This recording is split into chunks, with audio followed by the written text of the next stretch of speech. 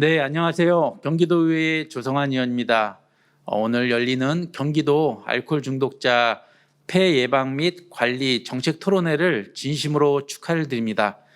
코로나19로 인해서 우리 알코올 중독자분들과 또 회복하시는 우리 회복자분들께 큰 어려움이 닥치고 있는 것 같습니다. 이 상황에서 우리 경기도에서 우리 알코올 중독 폐 예방과 관리를 위한 정책 마련을 위해서 정말 귀한 토론회가 열린 것 같습니다.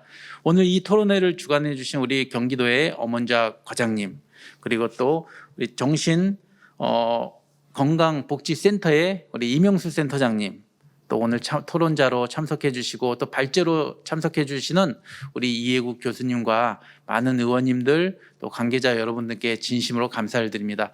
오늘 논의되는 이야기들은 우리 회복자분들과 중독자분들에게 정말 큰 힘이 되는 그런 내용일 것 같습니다. 이러한 내용들이 정책으로 잘 자리 잡을 수 있도록 저도 그 뒤에서 끝까지 돕도록 하겠습니다. 끝까지 경청해 주시고 또 많은 내용들 또 의견 나눠주시면 좋겠습니다. 고맙습니다. 감사합니다.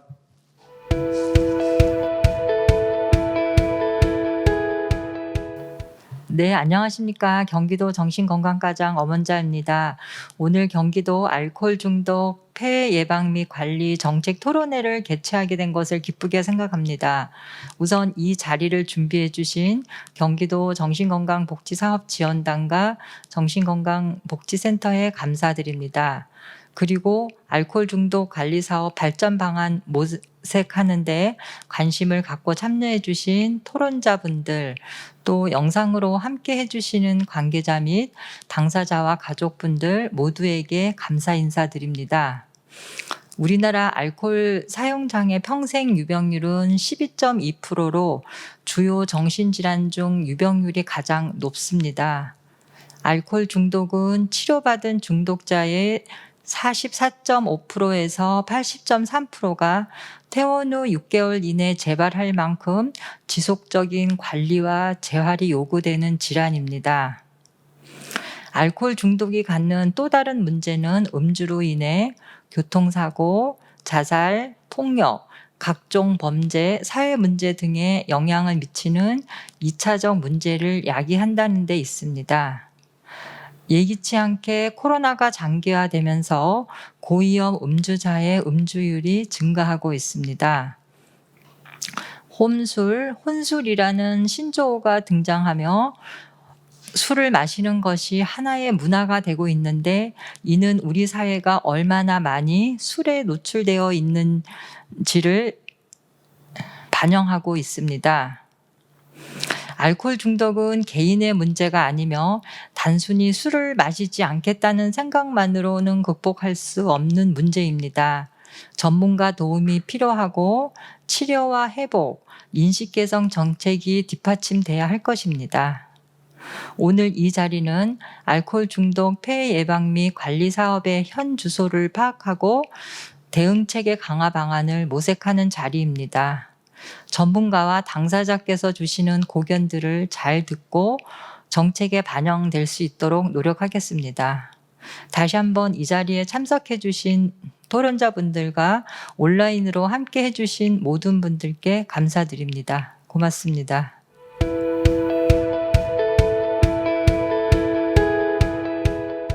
네, 안녕하십니까. 경기도 정신건강복지사업지원단 알코올분과장 이명수입니다. 오늘은 경기도 알코올중독관리사업 발전 전략 토론회로 모였습니다. 경기도가 2021년도 이제 여러 가지 주제로 정책 토론회들을 개최를 하고 있는데, 오늘의 주제는 중독입니다. 그 중에서도 알코올 중독입니다. 꽤 오랜 시간 동안 경기도의 중독관리센터, 중독관리통합지원센터, 예전에 알코올 상담센터였죠. 개수는 7개로 정체 중이고요. 관련된 인프라는 확장되지 못하고 있습니다. 정신건강복지센터의 자살 예방 사업이랑 이제 맞물려서 중독관리 사업에 참여하는 인원이 약간 명씩 배치되고는 있습니다만 아직 이제 갈 길이 묘연한 그런 상태입니다.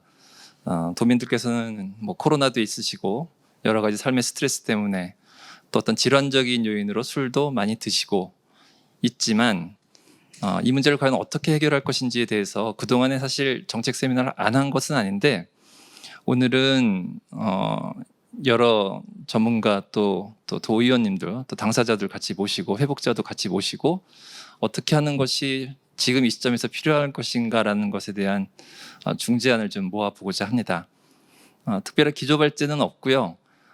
모이신 분들이 각자 발전을 위해서 평소 생각하셨던 방안을 짧게 이야기를 해주시고 또 상호 간의 토론을 통해서 이야기해보는 시간으로 마련해 볼까 합니다. 참석자분들을 한 분씩 소개해 드리겠습니다. 제 우측으로부터 경기도의회 보건복지위원회 의원님이십니다. 유광혁 의원님 참석해 주셨습니다. 네. 그리고 그 측에 엄기성 경기도 알코올 중독 회복자 서포터즈 당사자 선생님 모셨습니다. 네. 그리고 이해구 카톨릭대학교 의정부 성모병원 이해국 교수님 모셨습니다. 네. 이미형 인하대학교 간호학과 교수님 참석해 주셨습니다. 네. 이인숙 한국중독관리센터 협회장님, 수원시 중독관리 통합지원센터장님 참석해 주셨습니다.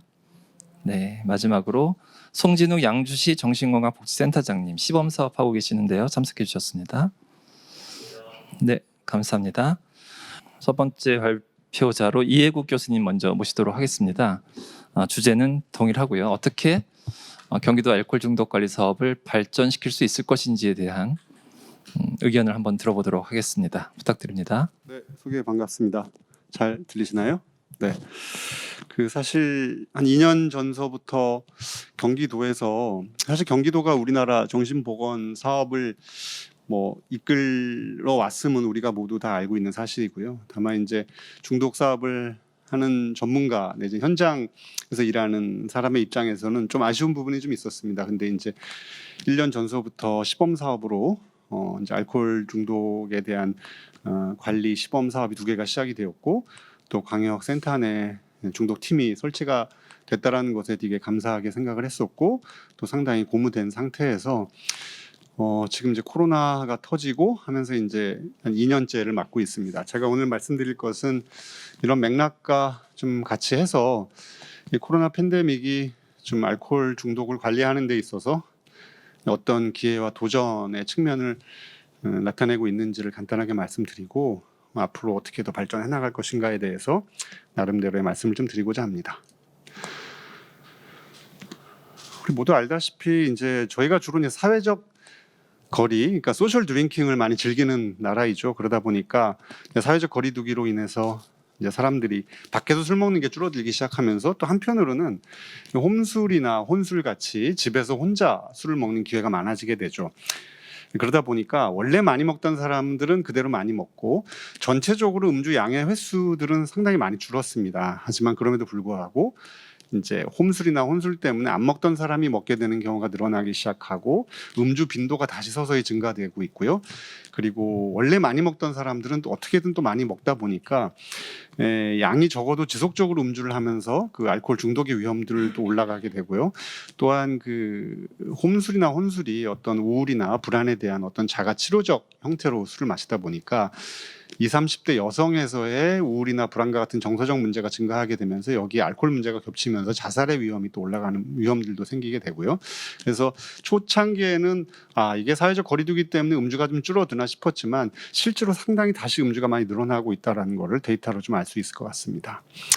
그래서 저희가 제가 일하고 있는 중독 포럼에서 긴급히 조사한 자료들을 보면 이제 왼쪽에 파란 것이 코로나 이후에 어떻게 됐느냐에 대한 부분이고 오른쪽에 주황색하고 연두색 바가 최근에 많이 논란이 됐었죠. 그 방역 수치가 상당히 완화될 것 같이 하다가 다시 이제 연장이 되고 있는데요.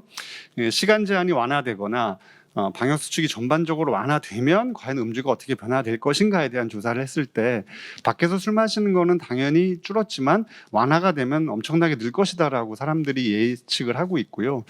취할 때까지 술 마시기 1차, 2차, 3차로 이어가면서 술 마시기도 코로나 이후에는 줄었지만 방역 수칙이 완화가 되면 엄청나게 늘 것이다라고 다들 예측을 이미 하고 있습니다.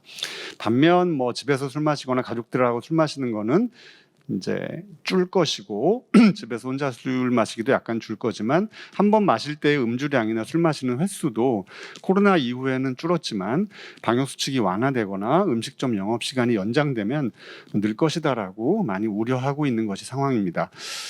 그리고 또 한 가지는 여러분들 아시겠지만 작년 연말부터 아이돌 등을 포함한 연예인의 주류 광고 출연이 엄청나게 폭발적으로 증가하고 있는데요. 실제로 성인과 청소년에서 이러한 그 주류 광고 속에서 연예인을 보고 있다라고 70% 이상한테 대답을 하고 있고요. 그리고 SNS나 최근 디지털 사항에 대한 접근이 높아지면서 디지털 등을 통한 음주 브이로그나 연관된 음주 광고들에 대한 접촉량도 엄청나게 늘어나고 있습니다. 결국 이러한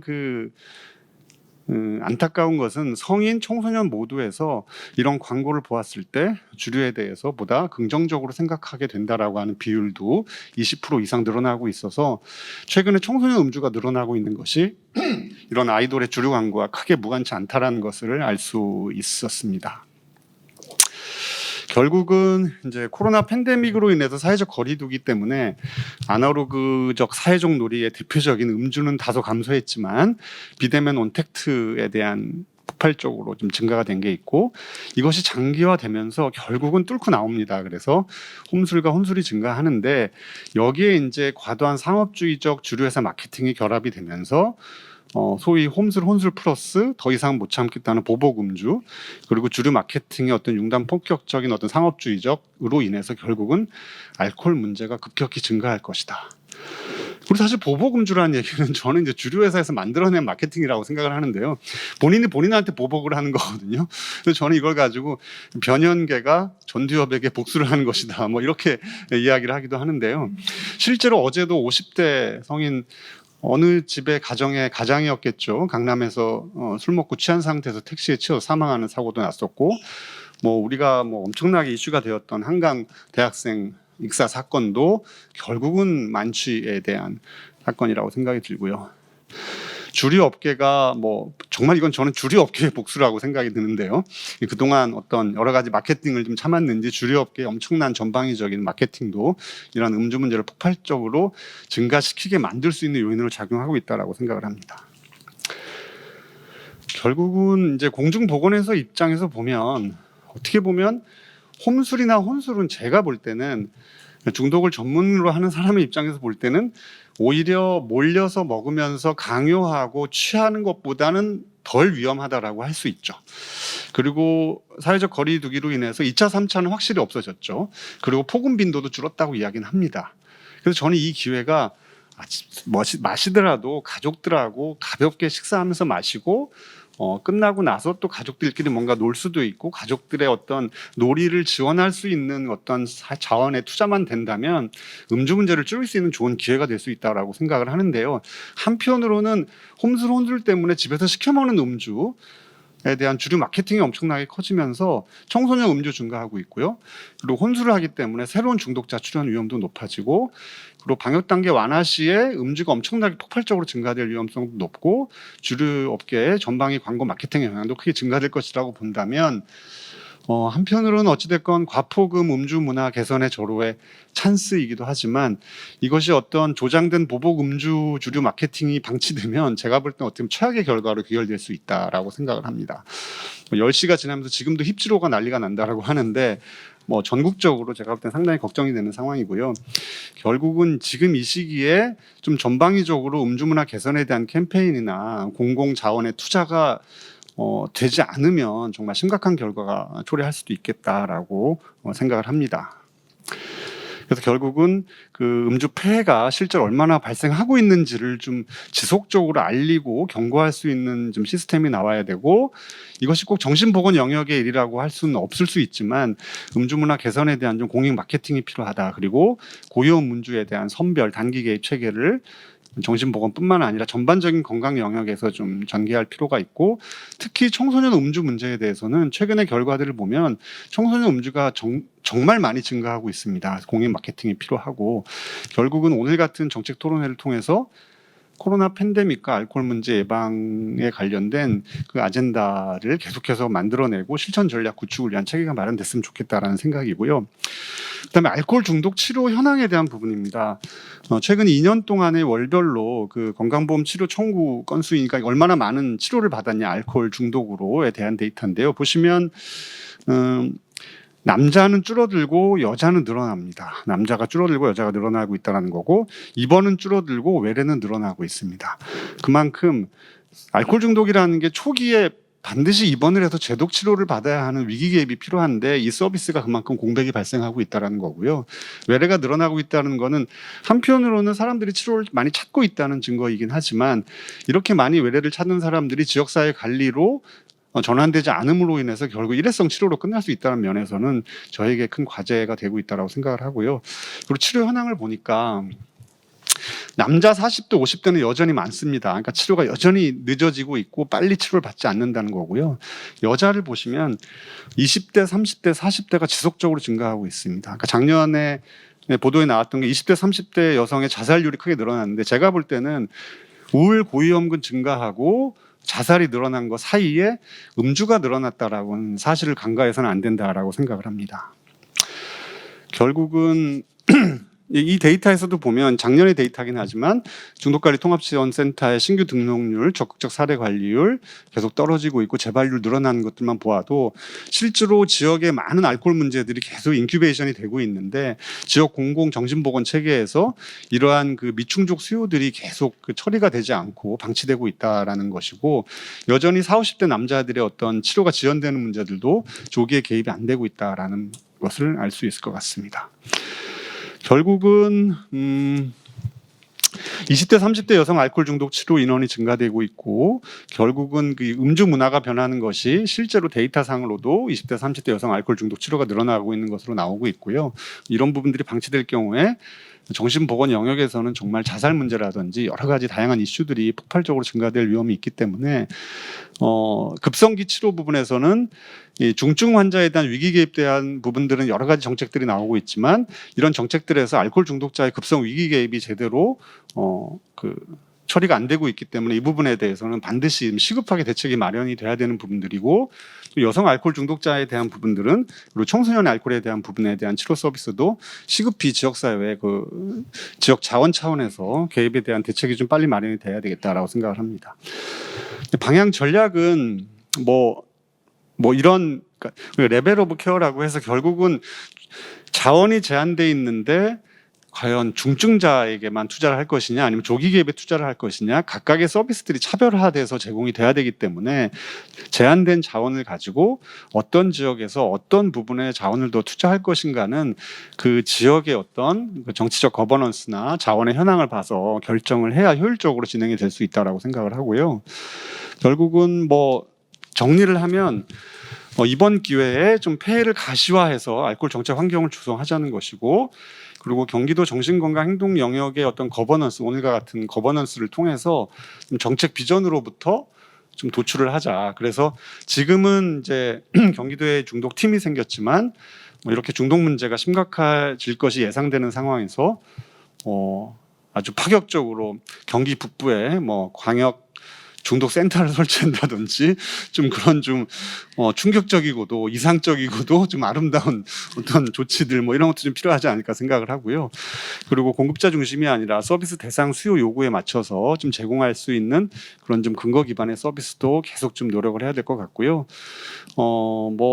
자세한 거는 이제 임상 업무 모듈화 포괄수가 이런 얘기는 뭐냐면 그러니까 우리가 돈을 투자하면서 그럼 결과가 나와야 되는데 자원이 한정될 때는 정말 눈에 보이는 성과를 낼 수 있는 것에 좀 집중을 하자라는 개념이고요. 그 개념에서 고양시와 양주시 같이 작년에 시작한 시범 사업에 대해서도 농촌형이면 농촌형에 맞는 어떤 성과 지표들 그리고 고양시라면 도시형에 맞는 어떤 성과 지표들을 만들어서 단기적으로 달성할 수 있는 지표들 그리고 이 지표들을 위해서 중장기적으로 넘어갈 수 있는 지표들을 좀 차별적으로 운영할 필요가 있다라고 말씀을 드리면서 제 발표를 마치려고 했더니 한 장이 더 남아 있었습니다. 그래서 이 내용은 뭐 이런 얘기입니다. 치료 재활의 어떤 중요한 그 코디네이터 역할을 중독센터가 해야 되기 때문에, 다만 치료 재활이라고 해서 다 똑같은 것이 아니라 단기 계획 외래 치료, 집중 외래 치료, 입원 치료, 주거 치료의 어떤 레벨로 나눠볼 수 있다라고 한다면, 각각의 것들을 이 지역에서는 무엇을 어느 정도 하겠다라고 하는 것을 조금 지표화하는 것이 필요하다라고 말씀을 드리면서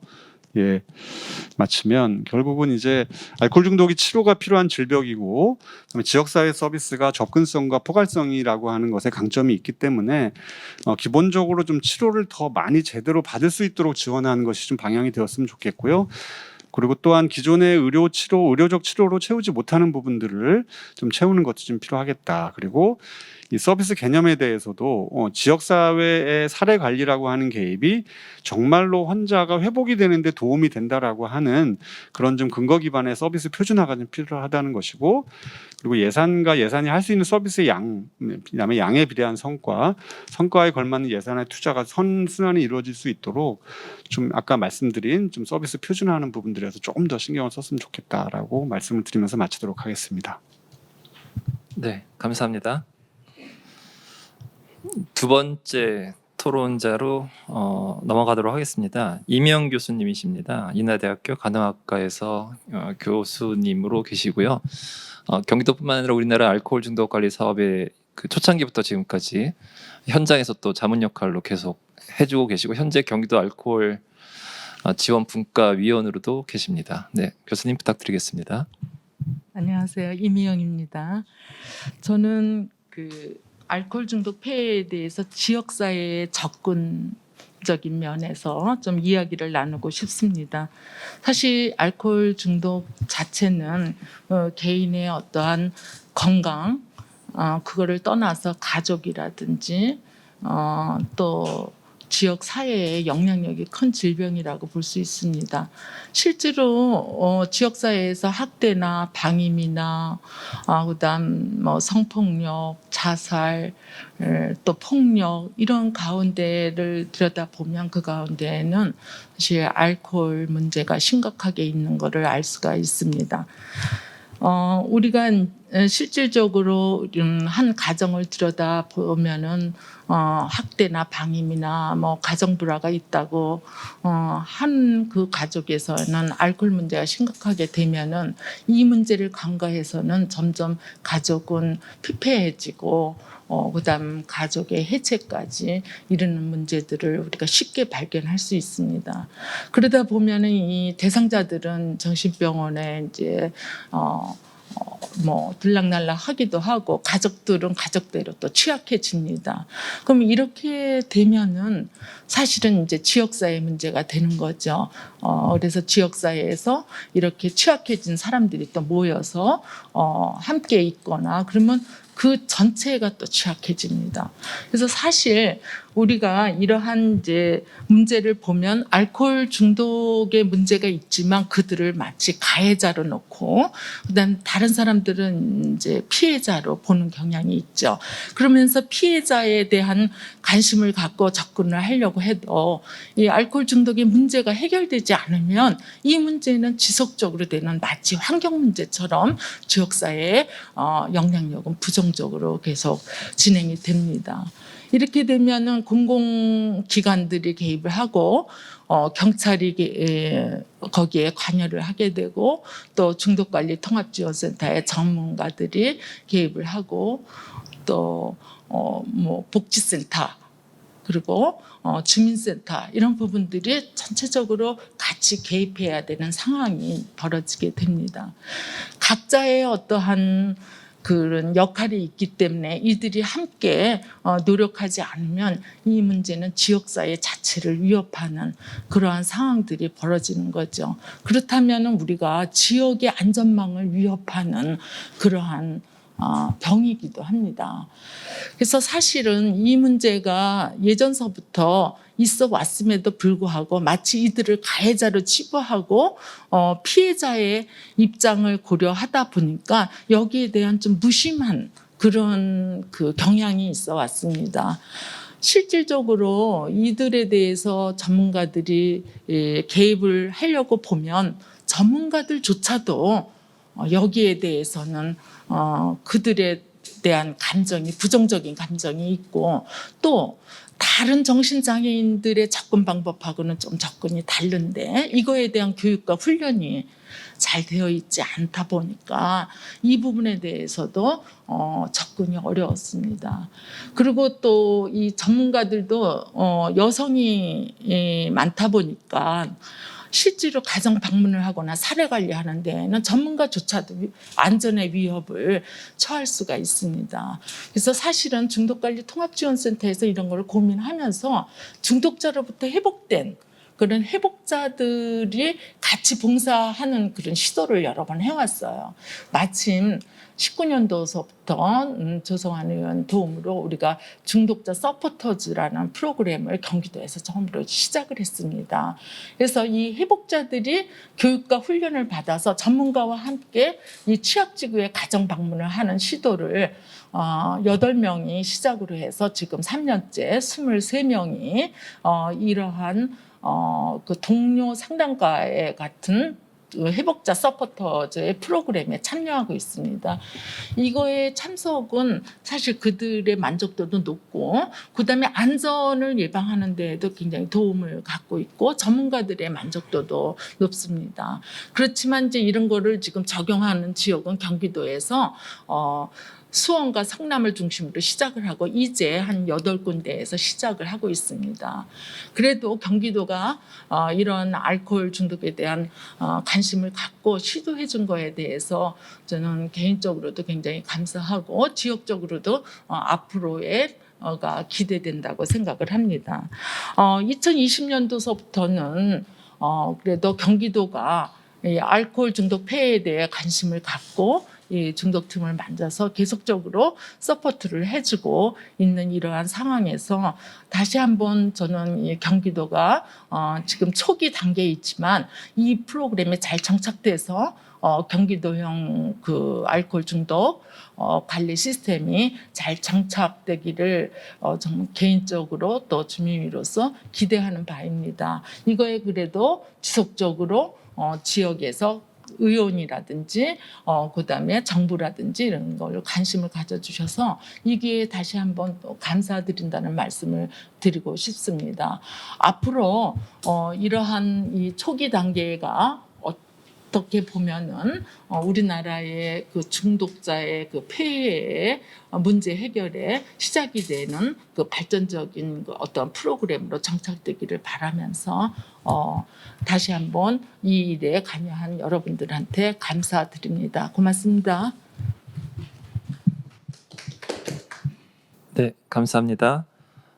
세 번째로 이인숙 센터장님께 마이크를 넘기겠습니다. 한국중독관리센터 협회장이시면서 수원시 중독관리 통합지원센터장님이십니다. 네, 안녕하세요. 이인숙입니다. 앞서서 좀 말씀드린 것도 있지만 실제 우리나라에서 전체 정신질환 중에 알코올 사용장애 유병률이 가장 높다는 것은 다들 알고 있을 것으로 예상됩니다. 그리고 응급 개입 중에 위기 상황 중독 문제가 37.3%, 그 다음이 자살 및 중독이 32.4%, 자살 문제가 28.4% 순으로 실제 중독 문제와 자살의 문제가 심각한 것으로 나타나고 있습니다. 그래서 경기도 전역의 중독관리 서비스 전달 체계, 관리 체계 구축이 매우 필요하다고 생각되어집니다. 그래서 저는 오늘 경기도 알코올 중독 관리 체계 구축에 관한 몇 가지 의견을 제시하도록 하겠습니다. 우선 첫 번째로 제2차 정신건강복지계획을 기반으로 한 시군구 중독관리 인프라 구축에 대한 의견입니다. 모두 아시다시피 경기도 31개 시군구 중에 알코올 중독관리 통합지원센터는 8곳의 지자체가 설치 운영하고 있습니다. 그중에 7곳은 국비 11호 운영되고 있고 고양시 중독은 경기도가 처음으로 예산을 세워서 경기도형 중독관리센터로 출범해서 운영되고 있습니다. 경기도의 중독자 재활시설은 단 2곳으로 재활시설 및 주거시설로의 인프라는 전무한 신적입니다. 그 2020년 기준 경기도 중독사업 예산은 전체 정신건강 사업비 중에 3.2% 정도에 불과하고 2020년도 도비 예산 중에서 자살 예방 시스템 확충 예산 중에서 중독관리 통합지원센터가 설치된 7개 지역에 지역 중에서 안양, 화성, 의정부 파주에 중독 자살 예방 사업비로 2억 4,100만 원을 투입했습니다. 그런데 그게 2021년도는 그마저도 전액 자살예방센터로 배정되기로 결정되었고 실제 중독관리 통합지원센터에는 도비 없이 국비 11호만 운영되고 있고 오히려 예산이 축소된 상황입니다. 이런 상황으로 2019년 기준이긴 하지만 경기도의 알코올 사용장애 등록자 수는 2,471명으로 정신건강복지센터가 21%를 등록관리하고 있고 중독관리 통합지원센터가 71%, 자살예방센터가 8%를 등록관리하고 있습니다. 경기도 전체 알코올 사용장애 추정장애군 중에 등록 관리는 0.6%밖에 등록되어 관리되지 못하고 있는 실정입니다. 한국중독관리센터협회 자료에 따르면 중독관리 통합지원센터에 등록된 대상자의 회복 경험률은 2016년에 33.64%에서 2020년 46.1%로 12%가 증가했고 재발률은 2016년 28.7%에서 2020년 22.5%로 코로나19임에도 감소했습니다. 2020년 상반기에만 재발률이 잠깐 올라갔다가 2020년 하반기 비대면 서비스가 제공되면서 프로그램을 참석하는 대상자의 재발률은 다시 낮아졌습니다. 이런 결과로 중독관리센터의 지속적 사례관리와 프로그램을 제공받은 대상자의 회복률은 높아지고 재발률은 낮아진 것을 알 수 있습니다. 알코올 사용장애도 다른 정신장애와 마찬가지로 고위험군의 조기 발견과 개입, 그리고 의료적 치료, 그리고 사회적 지지, 재활 및 자활의 서비스가 치료의 연속선상 안에서 장기적이고 포괄적인 서비스가 이루어져야 합니다. 특히 중증 알코올 사용장애는 퇴원 후 지속적 사례관리를 통해서 외래 치료, 그리고 재발 예방, 직업재활, 주거복지 등 복합적인 서비스 연계가 지속되어야 재발률을 낮추고 회복률을 높일 수 있습니다. 이를 위해서는 중독관리센터의 확대, 그리고 주거시설 및 이용시설과 같은 중독 재활시설의 확대, 그리고 중독 전문 의료기관의 확대 등이 이루어져야 합니다. 다행히도 근본에 발표한 제2차 정신건강복지 기본계획 안에 알코올 중독자 치료 및 재활 서비스 강화라는 과제 안에 이러한 인프라 확대에 대한 내용이 담겨져 있습니다. 주목할 만한 것은 인구 30만 이상의 지자체에 중독관리 통합지원센터를 신설하고 광역센터에 중독팀을 설치하는 내용이 있습니다.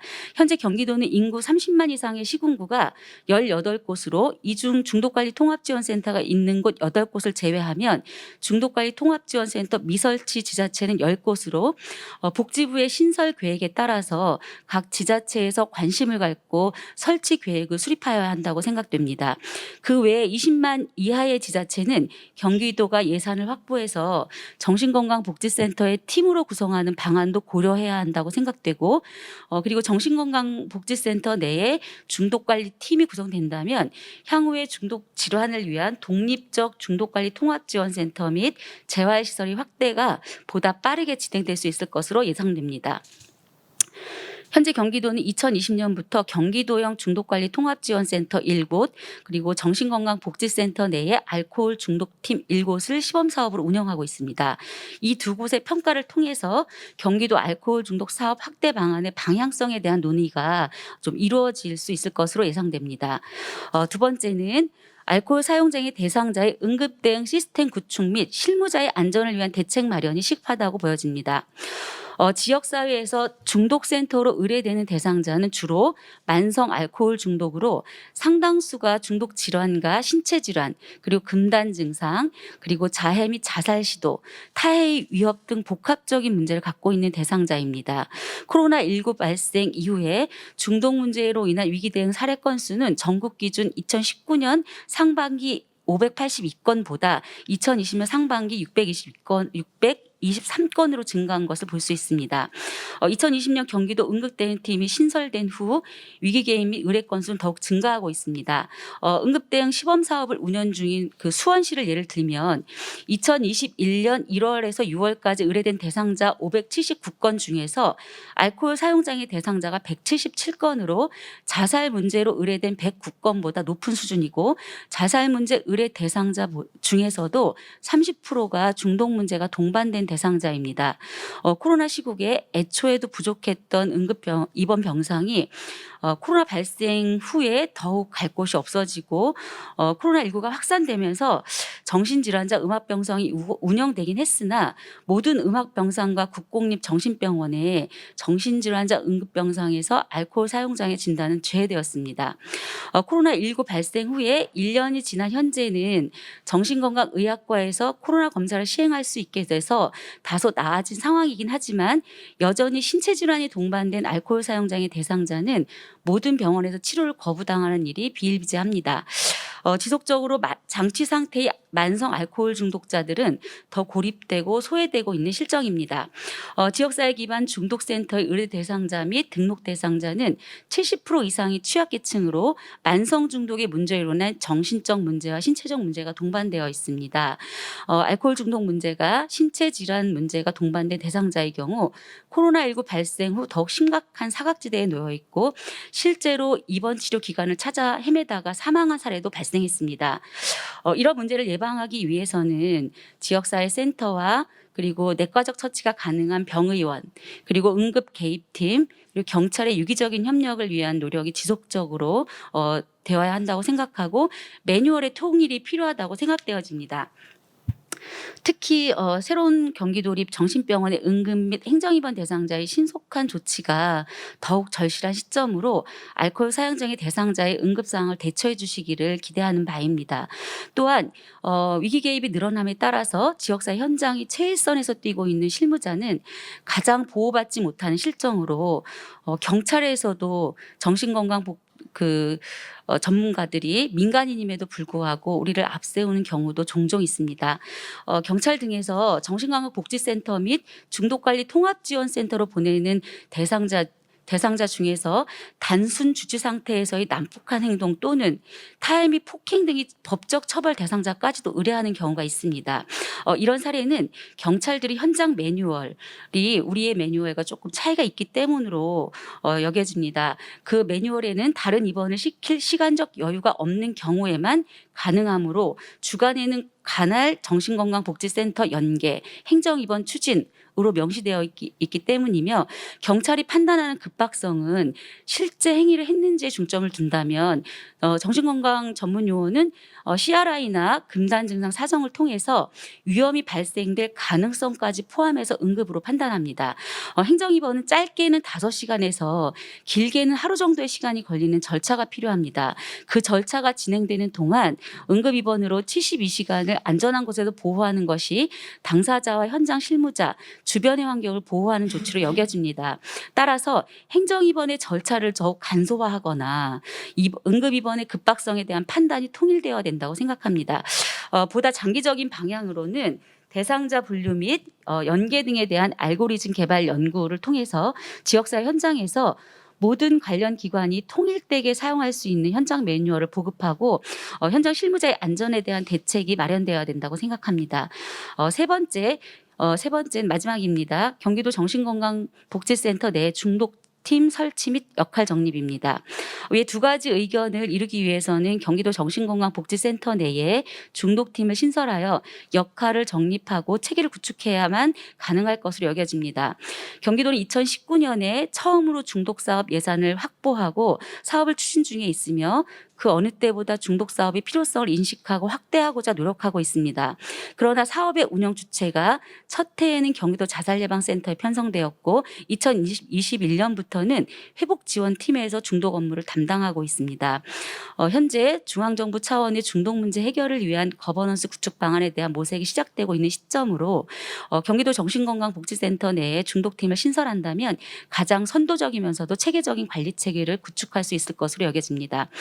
경기도 전체 중독 사업의 헤드쿼터 기능과 근거 기반 연구, 교육, 인식 개선, 기술 지원의 역할을 한다면 보다 빨리 발전할 수 있을 것으로 기대됩니다. 향후에 보건복지부 중독관리과 및 중앙 차원의 중독관리센터를 설치하고 광역형 중독관리 통합지원센터가 설치될 수 있기를 기대합니다. 그 시점에 경기도 정신건강복지센터 내 중독팀이 신설된다면 범정부 차원의 거버넌스 구축의 모델이 될 것으로 기대합니다. 네, 감사합니다. 네, 감사합니다. 다음은 송진욱 센터장님이십니다. 양주시 정신건강복지센터장 송진욱 선생님 부탁드립니다. 소개 말씀 감사드립니다. 양주시 정신건강복지센터 센터장 송진욱입니다. 이제 알코올 중독 폐해에 대한 부분들은 이제 다른 이제 위원님들께서 많이 말씀을 해주신 것 같고 그런 이제 뭐 많은 이제 문제들이 있기 때문에 이것에 대한 예방과 관리가 이제 중요하다라고 이제 저희가 좀 볼 수 있을 것 같고 그런 부분에서 이제 경기도에서 시범 사업으로 작년부터 알코올 중독 관리 사업을 이제 하고 있고요. 도시형으로 이제 경기도 고양시 그리고 농촌형으로 저희 경기도 양주시가 이 시범 사업을 맡고 있어서 저희 센터에서 하고 있는 이 시범 사업에 대해서 간략하게 말씀드리기 위해 일단 뭐 말씀드릴 시간으로 좀 가지려고 하고요. 저기 이제 제가 설명드릴 거는 이제 저희 쪽에서 어떤 일을 하고 있는지 그리고 앞으로 어떤 방향으로 업무를 하게 될 건지에 대해서 좀 말씀을 드리려고 하고요. 사실 알코올 중독 뿐만 아니라 다른 정신과 질환도 마찬가지겠지만 알코올 중독 팀에서도 이제 알코올 고위험군에 대해 신규 발굴을 하고 이 각각의 케이스들을 등록 관리하는 역할들을 하고 있고요. 그리고 이분들이 치료를 잘 받을 수 있도록 의료기관으로 연계하는 것이 중요하기 때문에 치료비 지원 사업도 함께 진행을 하고 있습니다. 그리고 이제 알코올 중독을 이제 관리하기 위해 인식 개선 같은 역할들을 이제 하려고 저희들이 쭉 진행을 하고 있는 거고요. 일단 저희는 이제 임시 팀으로 구성이 되어 있어 4명의 팀원들이 일을 하고 있고요. 결국에는 이제 고위험군 신규 발굴과 이제 등록 관리를 위해서 이 4분 팀원들이 굉장히 이제 힘들게 사실 일을 해 주시고 계시거든요. 사실 뭐 다른 뭐 정신과 질환 환자분들 관리하는 분들도 마찬가지겠지만 사실 알코올 중독이라는 환자분들의 특성, 뭐 성격적인 부분도 그럴 수 있고 병식이 없다라는 부분도 있을 수가 있고 그리고 더군다나 저희는 이제 농촌형의 이제 업무를 하고 있다 보니까 아무래도 이제 농촌 지역에 있는 분들이 주 대상자가 될 수밖에 없고 그렇기 때문에 사실 환자 케이스 수는 일반적인 이제 다른 부분들의 다른 업무들에 비해서 좀 적을 수는 있지만 각각 한 명 한 명의 케이스의 로딩은 사실 일반적인 경우보다 사실 꽤 많이 높은 편이라 그 부분들에 대해서 저희가 뭐 당연히 뭐 비용이 투입되는 거라 실적 이런 부분도 중요하긴 한데 단순한 숫자만으로 평가하기는 조금 어려움이 있을 정도의 사실 각각 팀원들이 맞는 로딩이 좀 굉장히 심한 편이다라고 이제 좀 생각을 해야 될 것 같고요. 이런 부분들을 볼 때 추후에 분명히 이런 알코올 중독 폐를 예방하기 위한 사업들을 함에 있어 결국에는 이제 기초 지자체에 있는 정신건강복지센터의 역할이 분명히 좀 이제 강조가 될 수밖에 없는 부분들이 있을 것 같은데 그 부분들에 있어서 각 팀원들 분명히 힘든 부분들이 있기 때문에 그 부분들에 대한 지원 체계도 같이 이제 마련이 될 필요가 있다고 저희 개인적으로는 생각을 하고요.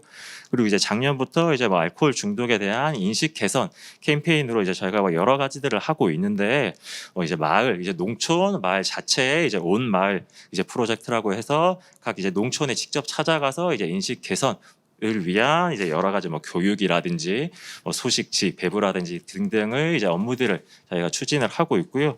그 외에 이제 임대 아파트 단지 이 위주의 이제 뭐 우리 단지, 금단지 이런 이제 프로젝트들을 각각 진행을 하고 있고요. 저희가 이런 쪽에 이제 농촌형 이제 마을 그리고 임대 단지 위주로 이제 대상을 정한 건 아무래도 이쪽이 알코올 중독의 고위험군들이 많이 모여 있을 수밖에 없는 지역이기 때문에 이쪽에 이제 인식 개선 캠페인과 그리고 그쪽에서 고위험군 대상자들을 발굴하기 위해 노력을 하고 있다라고 일단은 말씀을 드려야 될 것 같고요. 일단은 뭐 여러 가지 프로젝트를 사실 진행을 하고 여러 가지 캠페인도 저희가 진행을 하려고 하는데 사실 작년부터 이제 코로나 사태 때문에 사실 여러 가지 업무에 좀 제약이 많았습니다. 대면 활동은 제약되는 상태에서 결국 비대면 업무를 할 수밖에 없는데 사실 이제 농촌 지역 특성이죠. 결국에는 이제 뭐 이장님이라든지 뭐 청년회장님이라든지 이런 분들의 사실 도움을 많이 저희가 받을 수밖에 없는 입장이거든요. 팀원은 4명밖에 안 되는데 사실 농촌에 해당되는 지역의 범위는 굉장히 넓다 보니까 그런데 사실은 이제 제일 어린 뭐 청년 회장님조차도 사실 50대 이런 식을 이제 농촌 지역 특수한 이제 인구 구조가 있다 보니까 비대면 사업을 하는 것도 사실 굉장히 큰 한계점이 있었고, 결국에는 그 와중에 저희가 뭐 할 수 있는 거 최대한을 해보자라고 해서 따로 이제 뭐 소식지도 배부하고 주변 마을 왔다 갔다 할 때 쉽게 보이는 위치에 금주 관련된 캠페인 같은 것들을 홍보할 수 있는 그런 이제 역할들도 조금 수행을 했었고요. 그런 인식 개선을 위한 여러 가지 역할들도 이제 수행을 하고, 이제 올해 들어서 이제 뭐 백신 접종도 하고 이제 좀 대면 활동이 좀 강화가 되면 여러 가지 뭐 마을 회관 등에서의 캠페인 등등도 이제 저희가 지금은 준비를 하고 있고요. 일단 지금 당장 코로나 상황이 조금 악화되는 경향이 있어서 그 추이를 보고 저희가 그런 캠페인들도 조금 진행을 해 보려고 하고 있습니다.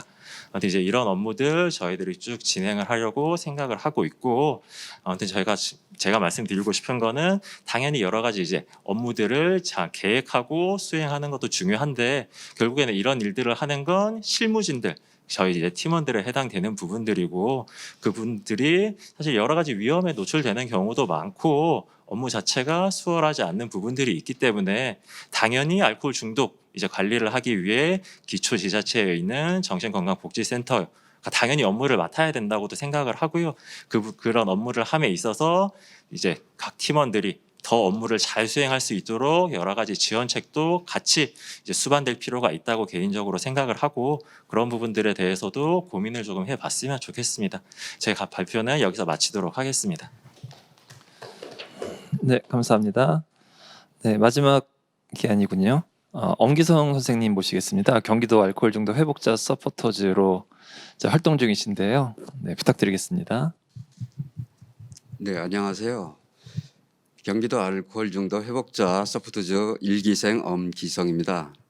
저는 성남시 중독관리 통합지원센터 회원이면서 수원시 중독관리 통합지원센터에서 회복자 서포터즈 활동을 하고 있습니다.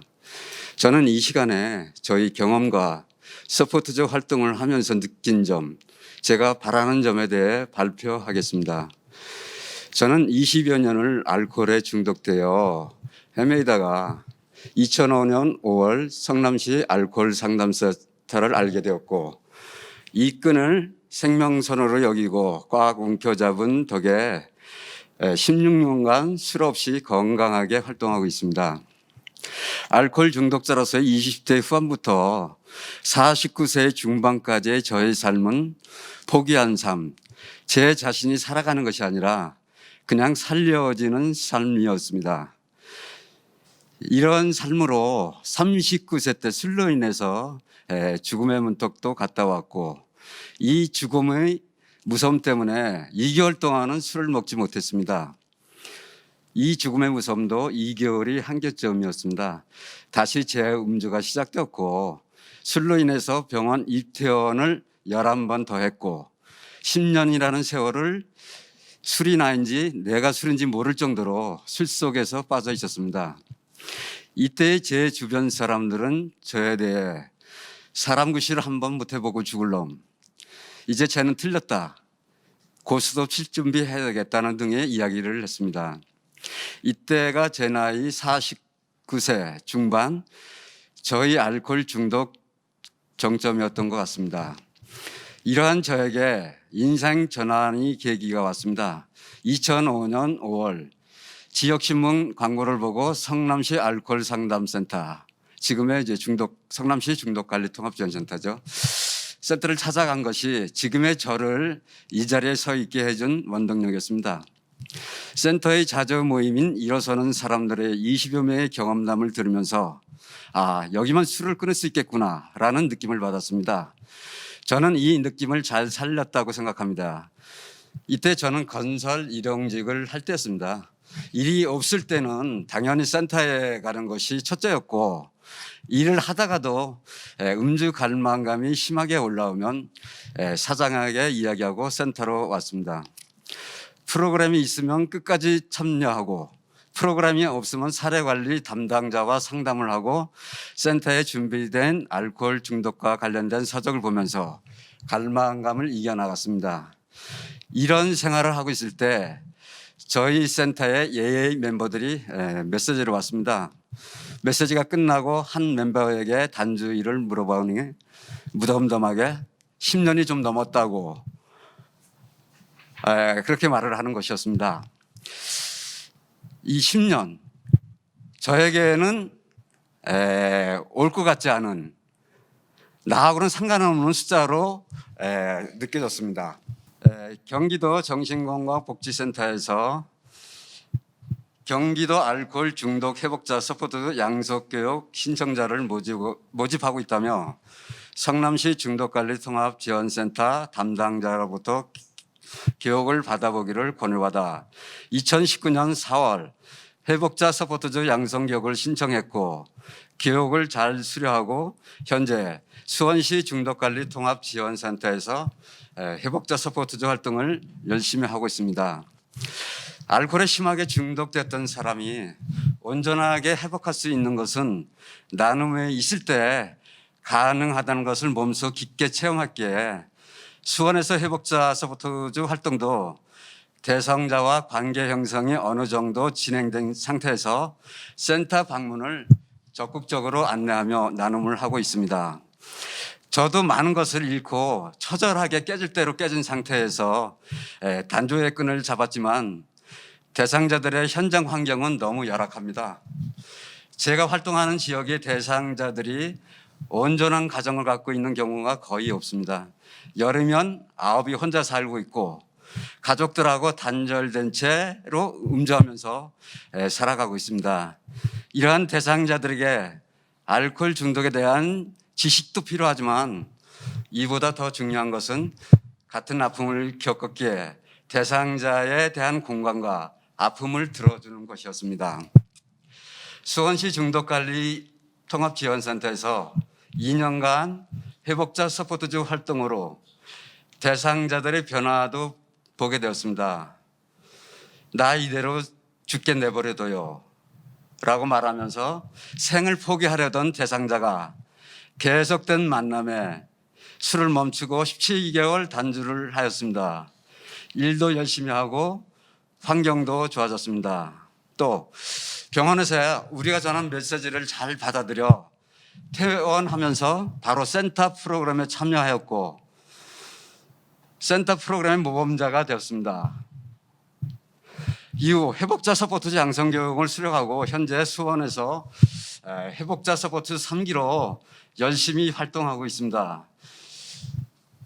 그리고 또 어떤 분은 아직 단주는 잘 유지되고 있지 않지만 술을 끊어야 된다는 생각으로 센터 문을 열고 들어오고 있습니다.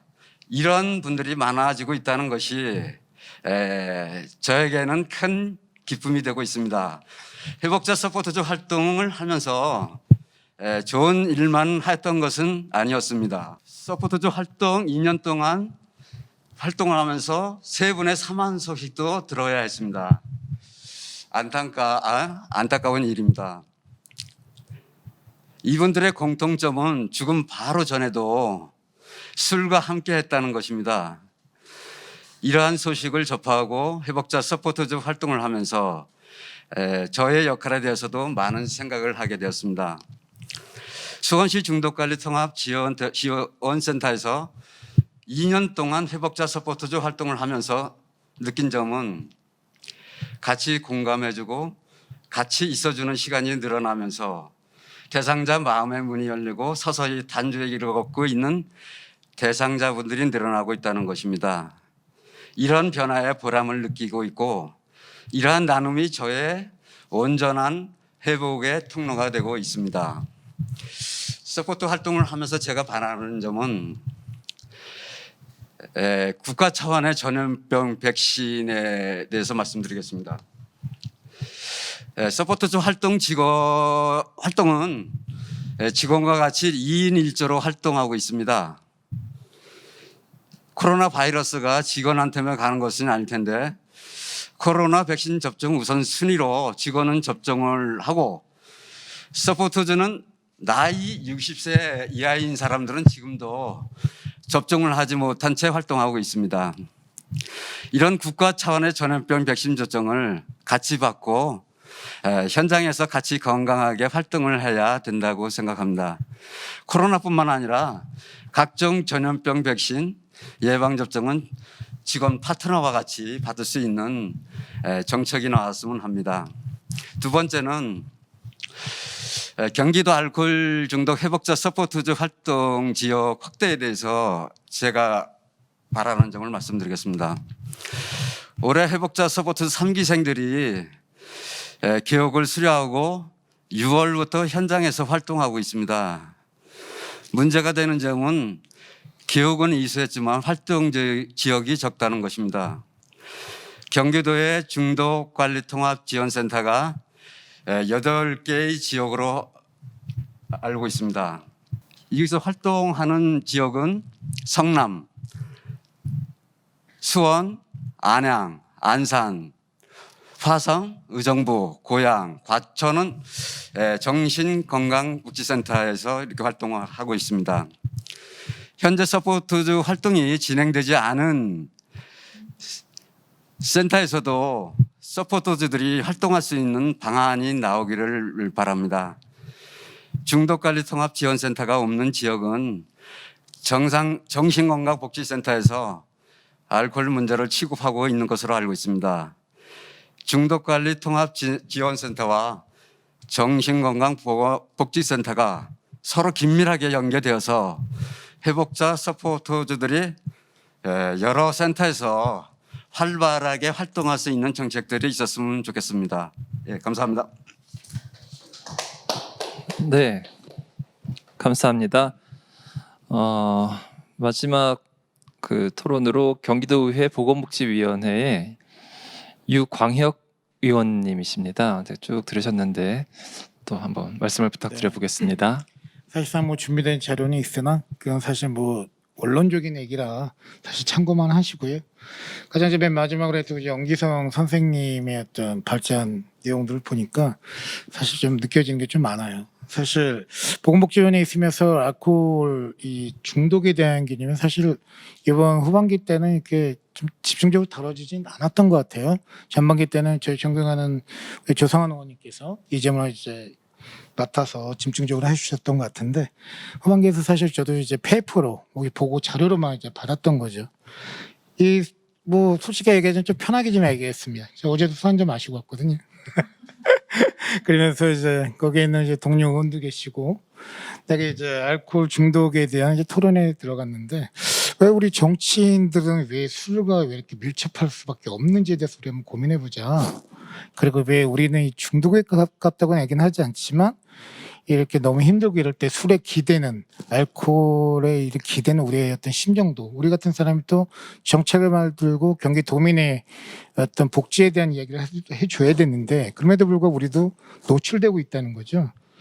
제 개인적으로는 사실은 어렸을 때 읽었던 책 중에 술과 전혀 관여는 없지만 사회에 대한 무기력함을 다뤘던 1921년 현진건의 술 권하는 사회라는 걸 하고 제가 이제 20대 때 1996년도 영화를 봤던 라스베가스를 떠나며 니콜라스 케이지가 주연했죠. 뭐 이런 것들. 그리고 가장 최근에는 미운 오리 새끼에 나왔던 우리 가수 김건모 씨의 어떤 엽기적인 행위 이런 것들이 이렇게 손쉽게 노출되고 이 술에 대한 것들이 너무 관대하고 친숙하게 다가오는 개념 이런 것들에 있어서 제가 좀 사실 그동안 너무 쉽게 생각을 해왔구나 그런 걸 조금 되돌아보는 시간이 좀 있었어요. 오늘 얘기 제일 많이 들었고요. 제가 사실 이런 거죠. 정책과 예산, 한정된 예산에 대한 효율적인 운영 방안에 대해서는 충분히 공감하고요. 더군다나 이제 우리 엄기성 선생님께서 이제 서포터즈 활동을 통해서 나왔던 점들 너무나 이제 공감을 또 하고 있습니다. 이런 점을 제가 이제 후반기 남은 이 기간에 이 점을 좀 반영이 되도록 좀 노력을 더 해야겠다는 생각을 합니다. 아울러 우리 양주에서 이제 시범 사업을 하고 있는데 제가 이제 동두천이 제 지역구입니다. 더군다나 양주는 뭐 너무 친숙하고 청룡회장이 누군지도 알 것 같습니다. 예, 아마 저번 주엔 그분이랑 술 한잔 했었을 것 같아요, 제가. 예, 사실 거기에서 발굴에 대한 얘기죠. 고위험그램 발굴은 제가 그 전에 제가 경기도의원 하기 전에 NGO 단체인 새마을운동 사무국장을 했었습니다. 그래서 고독사 예방에 대한 부분도 사업도 주로 맡고 있었는데 가장 힘들었던 게 사실 발굴이었어요. 근데 이제 저희 같은 NGO 단체 리통 단위까지 다 있는 그런 지역사회 연결이 있는 곳과 좀 MOU를 맺고 그 사업을 가신다면 좀 실효적으로 좀 하실 수 있지 않을까 그런 건의를 하나 좀 드리고 싶고요.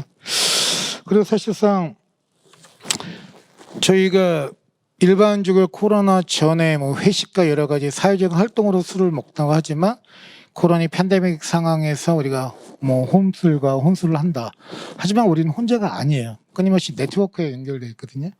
유튜브만 봐도 늘 같이 술 먹을 수 있고 안주 다르게 먹을 수 있는 그리고 우리가 영통이라는 걸 사용해서도 늘 할 수 있는 이런 다양한 게 노출이 되어 있기 때문에 사실 술에 대해서는 굉장하게 뭐 팬데믹과 그 이후에 여러 가지의 변화는 있으나 방법만 다르지 사실 계속 마시고 있고 또 다양하게 여러 가지 방법으로 가는 것 같습니다. 근데 이 과연 술이 음식의 하나일 뿐인데 왜 우리가 이 술에 그렇게 중독이 되는가 근본적인 문제도 생각을 좀 해봤어요. 부조리한 세상에 내가 가장 손쉽게 무기력함에 대한 걸 해결할 수 있는 방법으로 이제 술을 찾는 게 일반적이라 생각을 하는데 그런 점에 있어서 가장 취약군이 사실 저는 의외로 청소년군이라고 저도 생각을 해요. 근데 청소년에 대한 우리 성교육이나 그런 건 있으나 사실 뭐 금연에 대한 캠페인이 있고 하지만 술에 대한 어떤 위험성과 그리고 술을 어떻게 마셔야 되는가 그런 안내 같은 것들이 사실상 우리가 돼 있지 않잖아요. 미성년자는 엄격히 법으로 술을 못 먹으니까 그렇다고 우리가 대학교 와서 이걸 배웁니까? 우리 들어가자마자 신입생 때 이만한 대접에다 술 주어가지고 신입생 환영회를 하는 게 저희 첫 술의 만남인 친구들도 굉장히 있거든요. 그러면 이 부분은 사실 청소년의 부분, 뭐 우리 학생, 우리 대학생들에 대한 것들, 이 술에 대한 교육이 전반적으로 없었다. 술을 어떻게 진짜 잘 마실 수 있는지 그런 점도 저희는 교육을 못 받았던 것 같아요. 그런 점에 있어서도 좀 살아있는 이야기를 좀 해주고 싶고, 저희 지역에서, 그러니까 저희가 경기 북부인데, 31개 시군의 그, 우리 그러니까 복지나 보건에 대한 지표를 바라보면 흡연율과 음주율이 나오는 게 있습니다. 제가 어떤 옛날 자료에는 공교롭게도 동두천과 제 옆에 있는 동네 연천이 흡연율이 1, 2위이고 음주율은 25위, 26위입니다. 이게 술과 음주율과 흡연율 굉장히 연관성이 있다고 생각하는데 그렇지 않은 거예요. 또 지표를 바라보면. 그래서 그런 점이 왜 있을까 해서 나름 또 조사도 하고 있고 가장 중요한 말을 하고 싶은 건 우리 각각의 이제 31개 시군에 보건 정책이 맞춤형으로 되어 있지는 않는다는 거예요. 각각 지역성이 반영이 되고 그 안에 있는 어떤 음주율이라면 어떤 연령대나 여러 가지 어떤 맞춤형 세부적인 내용이 촘촘히 정책으로 표현될 것들이 있어야 되는데 그냥 지역에 대한 그런 개념들이 데이터는 들어가지 않고 그냥 북부, 남부, 동부, 서부 정도 그 정도가 아마 미세적 세부적으로 나누는 게 최소단이라고 보고 있는데요. 그 점에 대해서는 좀 개선 요구가 좀 필요하다. 그 생각도 좀 전해드리고 싶어요. 또 많은 얘기를 다뤘는데요. 사실 뭐 중독관리 통합지역센터의 확장성 그리고 운영 방안에 대한 이야기 뭐 당연히 공감하고 경기도가 사실 선제적으로 이 부분에 대해서 가야 되는 건 마찬가지고 술로 인해서 뭐 여러 가지 사회적 비용이 나오는 부분에 있어서도 저희가 이 점에 대해서 지역 그 센터를 늘린다는 게 단순히 예산에 대해서 우리가 지출을 한다는 것이 아니라 우리가 이제 절약을 하고 예산을 절감할 수 있는 방법일 수도 있다는 거를 역설적으로 좀 이제 집행반은 논의를 하겠다는 생각을 합니다. 좀 정확히 많은 말씀을 드렸는데 또 오늘 좋은 자리에 좀 초대해 주셔서 감사합니다. 우선 이상입니다. 네, 감사합니다. 그 2기 도의회 보건복지위원회에서 중독 문제에 대해서 관심을 한번 더 집중적으로 가져봐 주시겠다라는 말씀 한마디로 사실 뭐 오늘 정책 토론회에 서 모든 결론을 다 낼 수는 없는 것이니까 그 한마디가 가장 중요한 결론이 되지 않을까라는 생각이 들고 또 여기 이제 엄기성 선생님을 또 비롯하여 전문가분들이 의회 그 행정부와 또 의회에 좋은 자료들을 계속 드려야 되는 또 과제가 남아 남겨져 있습니다. 1차 토론은 일단 각각 조금씩 말씀해 주셨는데 시간이 많이 남지는 않았지만 들으시면서 서로 이제 궁금하신 사항이 있거나 조금 더 보태고 싶은 내용들이 있으시면 이제부터는 그냥 사회 뭐 이런 거 없이 자유롭게 왔다 갔다 하시면 그러시면 되는데 이제 이게 그냥 일반 토론회가 아니라 카메라가 있는 것이기 때문에 그냥 막 말을 섞기는 좀 그렇고 이렇게 조금씩 살짝의 텀을 두고 이렇게 제가 이야기하겠습니다라는 정도로 이제 카메라가 돌아갈 시간을 좀 주시면서 해주시면 좋을 것 같은데요. 이해국 선생님, 그러니까 유광혁 의원님께서 방금 마지막 코멘트 중에 31개 시군 맞춤형 분석이 필요하지 않겠는가 이렇게 권역별 조금은 더 러프한 분석보다는 이것에 대해서 이제 이해국 교수께서 한 2년 전인가 한번 연구를 하신 게 있잖아요. 어떻게 좀 보태줄 말씀이 있으실 것 같은데요. 근데 사실 이게 뭐 워낙 자원이 없고 그다음에 음주 문제라고 하는 것이 좀 보편적인 문제이다 보니 그러니까 자원이 좀 어느 정도 있을 때는 어디에 집중을 할 것이냐의 문제인데 지금 현재 상황에서는 사실은 지역마다 예컨대 그 의원님 말씀하셨던 연천 쪽은 좀 또 다르지만 실제 뭐 동두천, 의정부, 포천 이쪽은 또 스트레스, 우울, 음주가 다 같이 또 높기도 합니다. 그래서 사실은 하지만 그렇다고 다른 지역이 또 음주 문제가 낮느냐라고 하면 상대적으로 좀 낮긴 하지만 여전히 음주에 대한 그 개입이 제대로 이루어지고 있지 못하기 때문에 제 생각에는 만약에 정말로 자원이 없어서 집중을 해야 한다면 좀 권역으로 묶어서 그 권역에다가 좀 권역 서비스로 투자를 하는 것이 어떨까라는 생각이 들고 그렇게 본다면 경기 북부 쪽에 중독 문제는 충분히 경기도 차원에서 좀 집중해서 선별적으로 좀 투자가 될 만하다라는 것이 사실은 지난 1, 2년 전에 했던 연구의 결과였고요. 그렇게 본다면 어찌됐건 분명히 지역의 차별은 있지만 보편적인 서비스를 어떻게 깔 거냐의 문제에서는 그렇다면 다른 지역은 어떻게 할 거냐? 그러면 지금 양주 모델처럼 정신보건센터에서 아주 기본적인 거라도 좀 할 수 있게 하고 문제가 조금 많은 곳에서는 한 군데다 다 투자하기가 어렵다면 권역으로 좀 투자해서 그 지역에 전체적으로 좀 붐업을 해서 기본 자원이 좀 늘어날 수 있도록 이렇게 자극한 그런 효과도 있지 않을까 그렇게 생각을 해봤습니다. 오늘은 또 마침 의원님도 이제 동두천이 지역구시고 이해국 교수님도 의정부에 계시고 양주 센터장님 오시고 다 경기 북부 쪽에서 오셨는데 사실 경기도의 정신건강 인프라는 되게 남부 쪽에 집중돼 있긴 하거든요. 그래서 이런 추세로 중독관리 인프라도 이제 하다 보면은 또 그거 역시 남부 쪽으로 또 집중될 가능성도 있고 하지만 이해국 교수가 연구한 그 현황 분석 연구를 보면은 상대적으로 북부 지역이 알코올 문제가 조금 더 심각하게 나타나고 있어서 인프라 배치, 인프라의 밸런스를 맞춘다라는 측면과 문제가 심각한 곳에 해당 인프라를 이제 투여한다라는 그런 관점에서 아까 이해국 교수 발표할 때 흘려 지나가면서 말씀하시긴 했지만 좀 더 전향적으로 경기 북부 지역의 중독 관련된 상징적 인프라를 헤드쿼터처럼 만드는 것도 그것을 이제 기반으로 해서 뭔가 좀 새로운 모형이 만들어질 수 있는 하나의 계기가 되지 않을까라는 생각도 해보게 됩니다. 또 의원님께서 술에 대한 교육, 청소년 대상 그거 말씀하셨었잖아요. 사실 인식 개선의 가장 시작 포인트라고도 볼 수 있는데 이미영 선생님께서는 좀 더 전향적인 형태의 청소년 청년 대상 알코올 교육에 대해서 좀 어떤 방안이 좀 생각하셨던 게 있으신가요? 갑작스러운 질문에 당황스러우신 건가요?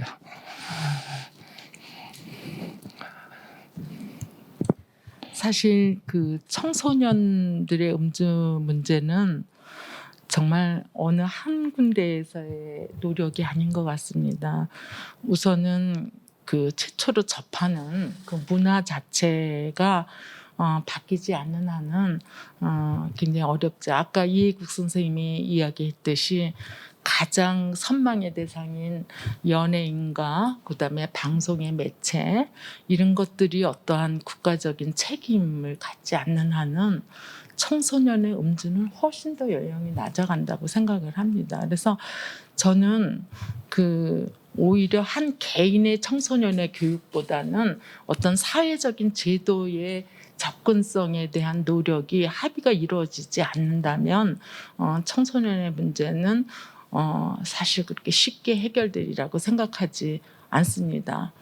예를 들면은 청소년들이 가까이 하기에는 어려운 지역에 술 문제에 접근을 제한한다는 그런 의견이 나온다 한들 또 성인들의 상업성, 경제적인 문제로 그걸 또 풀어달라는 힘이 더 크게 좌우된다면 이 청소년들의 접근력은 되게 어려울 거라고 생각을 해서 사실 그 성인들의 교육, 그다음에 사회적인 시스템이 좀 먼저 마련되면서 이 청소년들의 그 문제를 그 대상자의 교육을 들어가야 되지 않을까 저는 이렇게 개인적으로 생각을 합니다.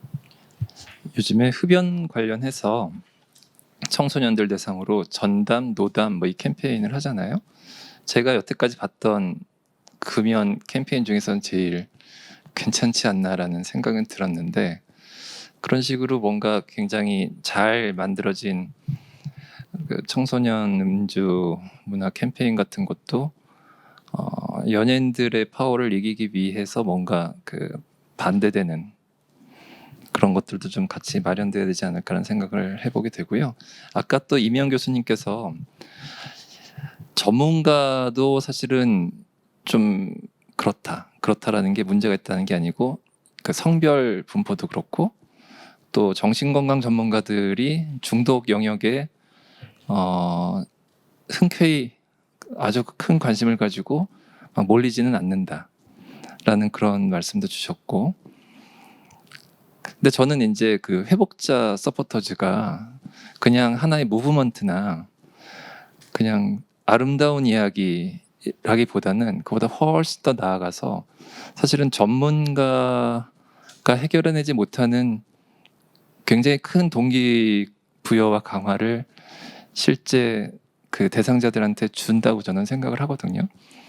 그래서 이 회복자 네트워크가 일시적으로 시범사업처럼 그냥 이렇게 그냥 보기 좋은 것들을 하는 게 아니라 약간 휴먼 리소스 디벨롭먼트 차원에서 좀 더 시스테마틱하게 하고 또 엄기성 선생님이 마지막 코멘트에 말씀하신 것처럼 지금 센터들도 자기 하고 있는 일도 되게 버거워해서 사실 이 회복자 서포터즈들을 초대해서 우리 사례관리 서비스에 같이 참여하면은 사실 그 인적 자원 확보와 강화의 느낌이 될 수 있을 텐데 그거보다는 좀 더 버든으로 부담으로 느끼고 있는 경우가 있어서 현재 8개 지역만 이제 회복자 서포터즈 활동에 이제 참여하고 있는 것이다라고 생각했을 때 행정적으로도 도나 이런 곳에서 이 회복자 서포터즈들이 그 의무라는 것을 벌써 그 의무적이라고 그 단어를 쓰기는 좀 그렇지만 아무튼 좀 더 이렇게 확보될 수 있도록 뭔가 정책적인 기반을 만들 필요가 분명히 있고 또 우리 헤드쿼터에서는 좋은 회복자 서포터즈들을 계속 이렇게 배출해서 그분들이 가면 사실 전문요원과의 파트너십으로 굉장히 파워풀한 회복 역량을 현장에서 발휘할 수 있어서 휴먼 리소스 디벨롭먼트와 강화적인 전략으로 굉장히 중요하다고 생각을 하는데요. 네, 다 동의하시죠? 네. 네. 그거에 대해서 제가 조금 네. 더 좀 의견을 이야기하도록 하겠습니다. 우선은 중독 문제는 정신건강 전문가들이 접근하기에 불편함을 많이 느껴요. 또 고통도 느낍니다. 정신과 의사도 마찬가지로 이런 중독자가 나타나는 증상 자체가 사실은 도덕적으로 좀 비난받을 일도 있고 그다음에 가해자의 역할을 하기 때문에 그 감정적으로 그렇게 그들의 입장을 옹호하기가 어려운 거죠. 또 특히 정신건강 전문가들 훈련 중에서도 중독에 관한 교육이 그렇게 많지 않습니다. 그렇다 보니까 우선 대상에서 피하고 싶은 대상인 거예요. 그러다 보니까 이 부분이 접근하지 않으면 안 될 상황까지 미루고 싶은 마음도 있는 거죠. 이런 상황 속에서 우리가 전문가의 교육이 좀 필요합니다. 그런데 그런 중에서 저는 이제 오랫동안 이 중독자들 중에 회복된 사람들의 자원봉사를 같이 교육을 좀 시켜보니까 그들의 열정은 그 중독자의 그런 삶에 대한 애정이 있다는 거죠. 그래서 그들이 접근하는 효율이 전문가 못지않게 다른 면을 메꿔주고 있다는 거예요. 왜냐하면 그들에 대한 관심이라든지 또 그들과의 접촉할 때의 그 어려움보다는 공감해준다든지 이러한 능력이 있기 때문에 실제로 전문가가 한 명 투입되는 이상으로 다른 면을 저는 지원해줄 수 있기 때문에 이 그 중독자의 서포터즈를 잘 교육시키고 훈련시키면 그 준 전문가로서의 활동이 가능하다라고 생각을 합니다. 특히 이제 사례 관리 부분이죠. 그래서 그런 부분들을 한다면 비용 효과적인 면도 굉장히 도움이 되고요. 또 이들은 이들끼리 서로의 연계가 되어 있기 때문에 그들의 회복에도 도움이 되고 그들이 또 메시지를 전하면서 서로 다 자조할 수 있도록 돕는 역할이기 때문에 앞으로 이런 회복자 서포터즈의 문제는 비용 절감 면에서도 그렇고 그다음에 대상자를 공감하면서 접근하는 치료적인 접근 면에서도 지속적인 훈련이 필요하다라고 생각을 해요. 그런 면에서 우리가 조금 관심을 가져야 되는 거는 전문가와 이런 회복자 서포터즈가 같은 방향을 갈 수 있도록 중재 역할을 하는 헤드쿼터가 필요한 거죠. 그래서 이러한 것들을 한다면 이거는 정말 단순한 무브먼트를 지나서 어떠한 중독 문제를 해결하는 데 큰 영향을 가질 수 있다라고 저는 그동안 오랫동안 이 일을 하면서 좀 확신을 갖고 있습니다. 그래서 지금 현재 그 8군데 말고 취약지구에는 접근을 하기 어려운 이 영역은 앞으로도 이런 서포터즈들이 양성이 돼서 같이 활동할 수 있는 어떠한 방안을 기획하는 것도 굉장히 도움이 되리라고 생각을 합니다. 일단 우리나라만 그렇게 하고 있는 게 아니라 외국들도 많이 하고 있으니까. 네, 외국에서는 어떻게 하냐면은 우선은 전문가가 모자란 지역에 동료 서포터즈들이 가서 활동하는 영역이 더 많습니다. 그러니까 전문가가 적으니까 이런 동료 상담가들이라든지 회복자 서포터즈들이 활동을 해서 그 지역을 훨씬 더 이제 발전시켜서 가는 경향은 이미 선진국에서 진행된 상황입니다. 그 이인숙 센터장님께 그 정신건강 예산의 3.2%가 중독에 들어간다고 그랬잖아요. 근데 뭐 미국이 뭐 세계 표준은 아니지만 그냥 대충 미국 기준으로 보면 한 10%는 보통 되는 것 같아요.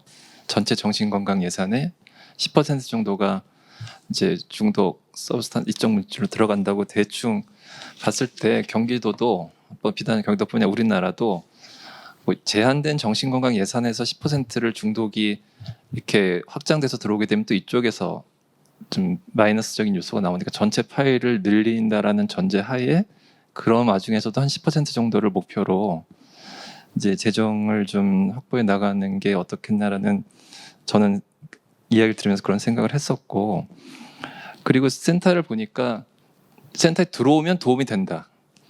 그런데 센터가 별로 없고 극소수만 진입하는 것이 문제이지 일단 들어오기만 하면 도움은 된다라는 게 결론인 것 같아요.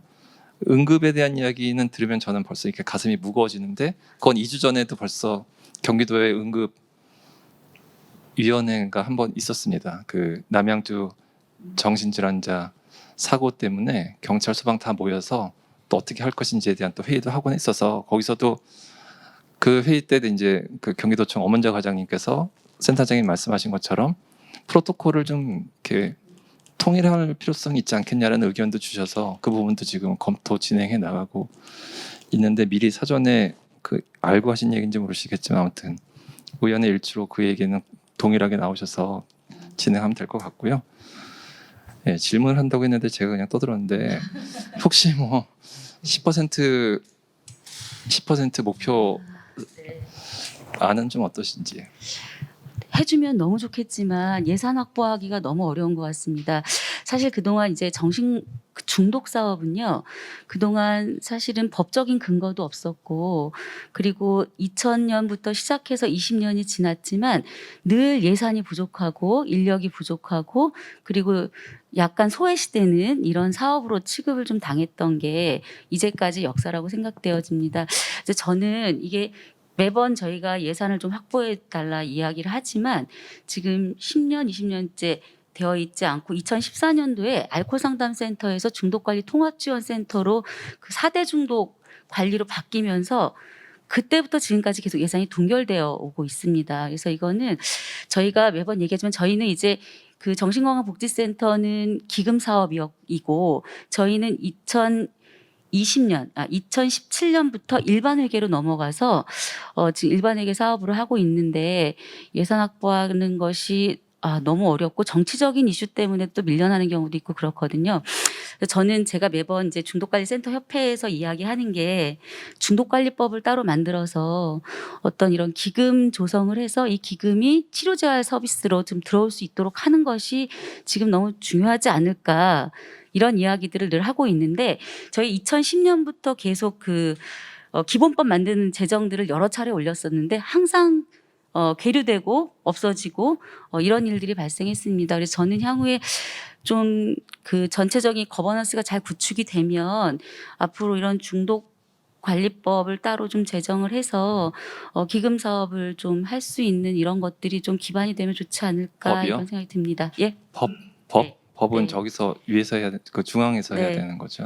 네, 그렇죠. 그래도 경기도에서도 관심을 갖고 있으면 저희가 계속 중앙이랑은 이야기를 하고 있는데 몇 년째 이야기를 해도 지금 답보 상태에 있는 상황입니다. 예, 그래서 예산 확보하기는 좀 어려운데 방안이 있으면 사실 제가 도의원님께 여쭤보고 싶은 게 예산 확보를 어떻게 하면 좋을지 이런 부분을 여쭤보고 싶습니다. 사실. 예산 확보 제일 중요한 건 이제 사실 예산을 편성을 하고 그런 근데 당사자들에게 관심을 가져가게 해야 되는 유인책이 필요한 것 같습니다. 사실상 그 필요성에 있어서는 사실 뭐 보건복지에 어떤 거 하나 사실 불편한 건 없죠. 그렇죠? 한정된 예산이 분명히 있을 것이고 이 안에서 어떤 중요성의 이야기나 어떤 시대적인 요구나 그런 도민들의 요구에 따라서 사실 우선 범위가 정하는 거라 사실 이 부분에 있어서 사실은 저는 또 공감대를 또 형성을 해야 된다고 봅니다. 아까 예를 들면 이런 거예요. 지금 아까 노담, 전담 뭐 얘기하셨잖아요. 제 개인적으로 뭐 유튜브를 좀 많이 보는 편인데 시간 날 때마다 개인적으로 제가 보건복지기관 산하기관에 많은 걸 좀 얘기해요. 혹시 오디지라는 아동복 그 회사인데요. 거기에서는 옷을 파는데 옷을 절대 얘기하지 않습니다. 옷을 입는 아동과 옷을 사주는 뭐 부모의 입장 혹은 예를 들면 이런 에피소드가 있는데요. 백혈병 어린이 한 8살짜리 어린이랑 백혈병을 극복한 한 14살짜리 어린이가 둘이 대화를 하는 겁니다. 그리고 그네들이 나도 이렇게 힘들었고 너도 이겨낼 수 있다라는 얘기를 서로 나누는 건데 이게 사실상 같은 뭐 동병상련도 있고 같은 공감대가 느껴지는 보는 사람 역시도 굉장히 보고 가슴속에 큰 어떤 잔향이 일으키는 그런 것들이 있어요. 그러니까 사실 단순히 이 필요성에 대해서는 직설적으로 논리적으로 이미 알 만큼 다 안다고 보는데요. 그 이상을 자각하는 사실 감성의 영역도 있고 이 부분에 대해서 공감대에 대한 부분은 한 번쯤 연구해 볼 만해야 되지 않나. 필요에 대해서는 당연히 인정하는데요. 예산에서 올라가면 사실 단순히 숫자로만 느껴지는 겁니다. 숫자가 아닌 이게 필요성이 어떻게 내 각각의 의원들이나 집행부의 메커니즘으로 들어올 수 있을지 그 연구도 같이 했으면 좀 좋겠다는 생각을 해요. 네, 의원님 말씀을 듣다 보니까 뭐가 하나 생각이 난 게 있는데 그 예전에 유럽의 어느 나라에 가서 그 너네들은 정신건강 인식 개선, 그러니까 조현병이죠. 중증 정신적 인식 개선을 어떻게 하니? 뭐가 가장 훌륭한 전략이라고 생각하니?라고 물어봤더니 뭐 그냥 별로 생각도 안 하고 바로 잘 회복된 사람이 대중에게 스피치를 그 의미 있는 감성적인 스피치를 하는 것이다. 근데 전제 조건이 뭐냐? 잘 회복된 대상자가 하는 거다. 그 또 지금 그 오디즈 그 얘기를 하셨는데 이게 저도 우리 회복 그 엄기선 선생님 같은 아까 거기가 아주 소름 끼쳤는데요. 아, 여기면 술을 끊을 수 있겠구나라는 느낌을 받았다. 나는 이 느낌을 잘 살렸다고 생각한다라는 요 그 한 문장이 굉장히 저한테는 크게 울림이 있었는데, 잘 회복하신 그 회복자께서 대중을 상대로, 또는 잘 회복된 회복자께서 아직 고통을 받고 있는 분을 상대로 하는 어떤 그 어떤 채팅이 잘 좀 기획돼서 이렇게 대중들한테 전달되어지는, 단지 회복자 서포터즈가 사례 관리에도 이제 중요한 역할을 하시겠지만 전문가가 아닌 회복되신 분의 목소리로 대중적인 메시지를 전달하는 거는, 그런 식의 캠페인도 이미 하고는 있겠죠, 어딘가에서. 예, 그거를 조금 더 이렇게 체계적으로 기획해서 도 차원에서 해보면 어떨까라는 생각도 좀 해봤습니다. 예. 네. 저도 좀 개인적으로 좀 이야기하고 싶은 부분이 있는데요. 이건 두 가지 면에서 우리가 좀 생각을 했으면 좋겠습니다. 하나는 아까 뭐 국가에서 하는 거라 그러지만 우리는 끊임없이 법의 변화를 요청해야 될 것 같습니다.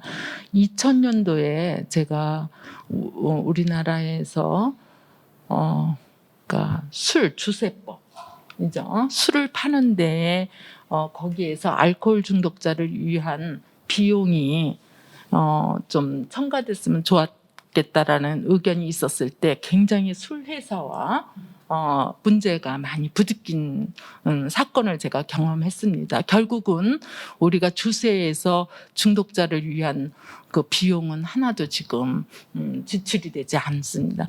이 부분은 어떤 국민이 같이 운동을 해서 많은 액수가 아니라 거기에 일부가 정말 부과돼서 그것이 중독자들의 치료에 적용이 되어야 되는 법을 저는 해야 된다고 생각을 합니다. 선진국에서도 음주운전법이 발효된 거는 음주운전으로 희생당한 가족들이 법운동을 해서 그 법이 만들어졌듯이 우리들도 이 부분을 노력을 해서 그런 예산이 좀 만들어지지, 이 주세가 어떠한 다른 데에 쓰이지 않고 당사자한테 좀 쓰일 수 있는 기회의 운동을 만들었으면 좋겠다는 거와, 이 회복자들이 자기네들의 경험을 지금 그 노력을 많이 하고 있어요. 유튜브를 통해서라도 하고, 예전에는 이렇게 숨어서 회복하는 그런 그 비율들이 높았는데 이제는 이들 스스로도 그런 운동에 참여하는 그런 그 움직임이 보이고 있습니다. 이런 것들이 같이 만날 때 우리가 또 좀 더 문제 해결에 좀 가까워지지 않을까 이렇게 생각을 합니다. 이상입니다. 의회가 열릴 때 저는 그 의회가 어떻게 진행이 되는지 잘 모르겠는데, 의회가 열려서 도의원들이 계실 때 저희 서포터즈 선생님들께서 가서 뭐 발표를 한다든지 경험담을 할 수 있는 이런 기회가 주어지면 뭐 그것도 하나의 좀 단초가 되지 않을까, 이런 생각이 좀 문득 들었습니다. 초반에 제가 이제 정치인들이 왜 이렇게 술을 많이 먹어야 되는지 토론을 좀 하면서 시작을 했잖아요. 근데 저 역시도 사실 뭐 서포터즈 분들과 저희가 접점을 일으키고 이런 관심사를 같이 표명하는 너무 좋은 아이디어시고요. 또 정치인들 자체도 좀 그렇게 생각합니다. 저희가 건강한 그 정신과 몸을 갖고 있지 않은 이상 건강한 정책이 나올 수 없다고 봐요. 근데 이 구조상 사실 아까도 얘기했지만 술 권하는 사회라는 그런 이 핑계일 수도 있으나 그 영역에 저희도 많이 노출이 돼 있어서 이 점을 어떻게 이어가야 될지 사실 스스로의 고민들은 갖고 있거든요. 같이 한번 이런 고민들을 하고 이런 고민들이 정책에 반영이 될 수 있는 기회를 한번 만들어보도록 하는 게 좋을 것 같습니다. 네, 감사합니다. 네, 이제 마무리를 하도록 하겠습니다. 일부 1차 토론과 2차 토론, 2차 토론에서는 사실 송진욱 센터장님이랑 엄기성 선생님은 한 말씀도 안 하셨는데, 혹시 말씀하시고 싶으신 게 있는데 벌써 끼기가 힘드셔서 그런 게 있으시면은 한 말씀 부탁드리고 마무리할까 하는데요. 좋은 말씀들 많이 해주셔서 제가 특별히 추가할 만한 코멘트는 사실 없기는 한데요. 결국 이제 알코올 중독이라는 것들이 당연히 치료 이런 것들도 당연히 중요한 부분인데, 결국에는 이제 정상적인 사람들이 알코올 중독으로 빠지지 않도록 하는 것들이 분명 중요할 것 같고, 이제 뭐 경기도뿐만이 아니라 사실 전국적인 이제 알코올 관련된 인식 개선을 위한 여러 가지 캠페인 등등이 이제 필요할 것으로 당연히 생각되고, 그 부분들에 많은 이제 센터장님들과 교수님들께서 많이 얘기해 주신 부분인 것 같고요. 그런 것들을 위해서 뭐 저희 경기도에서 뭐 권역센터 내지 뭐 광역, 아까 막 헤드쿼터 뭐 이런 얘기도 해 주셨는데, 결국 그런 기관들이 주가 되어 경기도가 뭐 앞장서서 전국적인 인식 개선 캠페인을 위해 노력한다면 분명히 이제 우리나라 자체의 알코올 중독을 개선하는 데 있어 긍정적인 영향을 가져올 것으로 생각됩니다. 네. 네, 감사합니다. 엄기성 선생님.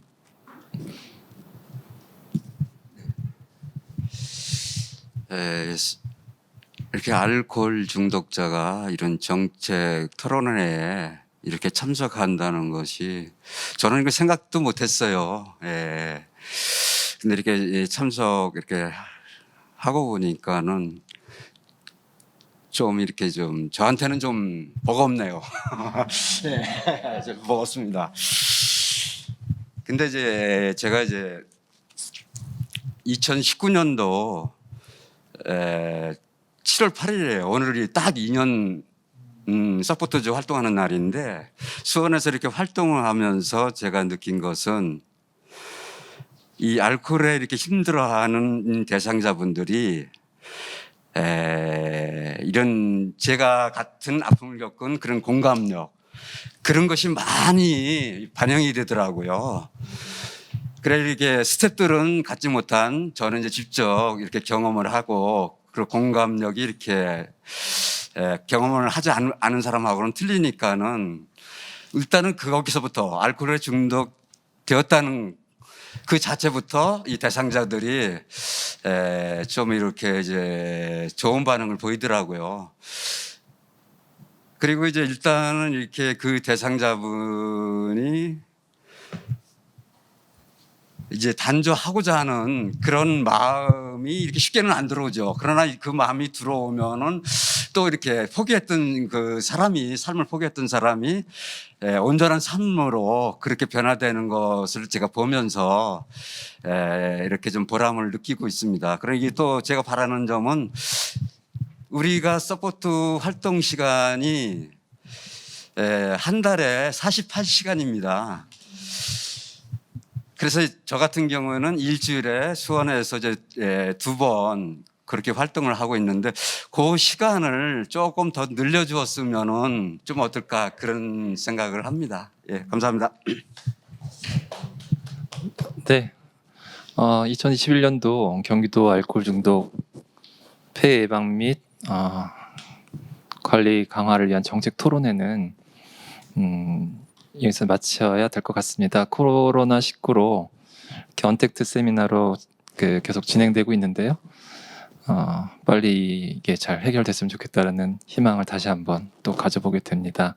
유튜브로 녹화 송출되는 오늘의 영상을 통해서 경기도의 많은 관계자분들과 또 경기도민들이 경기도가 어떻게 알코올 중독 문제를 해결하기 위해서 노력하고 있고 또 어떻게 해야 되겠는지를 고민하고 있다는 부분들 많이 아시고 관심 가져주셨으면 좋겠습니다. 오늘 토론에 참여해 주신 여러 전문가분들과 엄기성 선생님 그리고 유광혁 의원님 감사드립니다. 네, 이상 마치도록 하겠습니다.